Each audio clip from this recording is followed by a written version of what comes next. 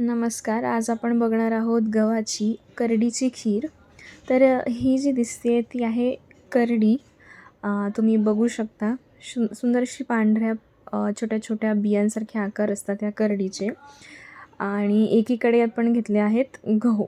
हे मी जोड गहू घेतले आहेत. हे जोड गहू आपण गरम पाण्यामध्ये भिजत ठेवायचे आहेत. आणि कुकरमध्ये एकीकडे गरम पाणी करून त्याला छान उकळी आली की हे गहू गरम पाण्यात जे आपण भिजत घातले होते ते धुवून त्याच्यामध्ये टाकून त्याची शिट्ट्या द्यायच्या आहेत आपल्याला छान. आपण साधारणतः 3 शिट्ट्या करायच्या आहेत. एकीकडे आपण ही करड जी आहे किंवा करडी ही पाण्यात धुवून काढून हिचं दूध काढायचं आहे आपल्याला.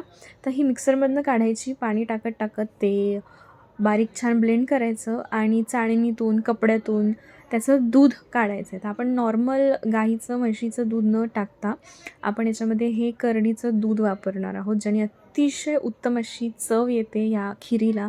तुमच्याकडे जर हे करडी नसेल तर तुम्ही आपलं साधं दूधही या खिरीसाठी वापरू शकता. तर हे असं दूध काढलं आहे आपण सुंदर आणि खूप पौष्टिक बनते खीर. परत आपण घेतले आहेत काजू, बदाम, थोडीशी बडीशेप आणि खोबऱ्याचे तुकडे. तर इकडे आपण जे कुकरमध्ये गहू टाकले होते ते छान शिजले. त्याला असं छान चमच्याने हाटून घ्यायचं आहे.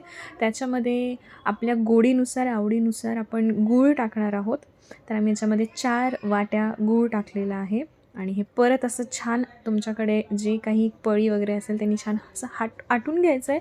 आणि मग याच्यामध्ये आपण खोबरं, परत काजू बदाम यांचे तुकडे, बडीशेप, विलायची पावडर, थोडीशी जायफळ पावडर आणि अगदी किंचित थोडंसं मीठ, ज्याने अशी छान चव येते, हे सगळं टाकायचं आहे. आणि वरतून आपण याच्यात करडीचं जे दूध काढलं होतं ते दूध आपण याच्यामध्ये टाकणार आहोत. त्याच्याने अशी छान चव येते आणि मस्त लागते खीर. एकदम पौष्टिक खीर आहे. नक्की हे माणूस, जगात कुठलाही माणूस असो, ही खीर खाऊ शकतो. त्याला काही आजार झालेला असेल तरीसुद्धा खाऊ शकतो. म्हणजे अगदी लहान बाळापासून ते थोरा मोठ्यांपर्यंतसुद्धा ही खीर इतकी पौष्टिक बनते आणि चवीला तर अप्रतिम लागते. नक्की ट्राय करून बघा. जुनी रेसिपी आहे, गावाकडची रेसिपी आहे असंही म्हणू शकता तुम्ही, कारण याच्यात करडी वगैरे वापरलेली आहे. गव्हाची खीर अतिशय उत्तम होते. अशी आपण सर्व करून त्याच्यामध्ये तूप टाकायचं आहे, थोडंसं खोबऱ्याचा खीस मी स्प्रिंकल केला आहे आणि ही इतकी टेस्टी लागते की तुम्ही ती खाल्ल्याशिवाय तुम्हाला त्याची गोडी, त्याची चव समजणारच नाही. ही माझ्या सासूबाईंची रेसिपी आहे. त्यांनी अगदी सुंदर खीर आम्हाला खाऊ घातली आहे करून. तुम्हीसुद्धा नक्की ट्राय करून बघा. आवडली असेल तर लाईक, शेअर, कमेंट नक्की करा.